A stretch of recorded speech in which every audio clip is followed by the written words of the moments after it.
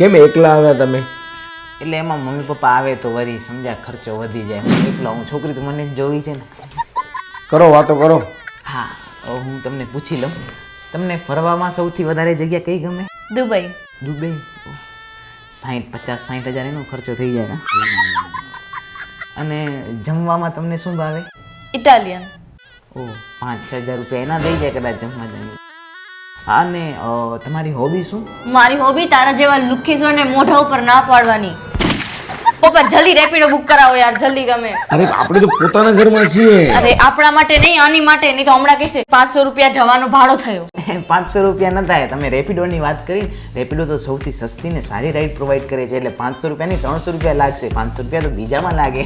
હા હા, મારા જેવા હોશિયાર ને તારા જેવા લુકેશ ને પણ ખબર છે કે રેપિડો એકદમ સારી અને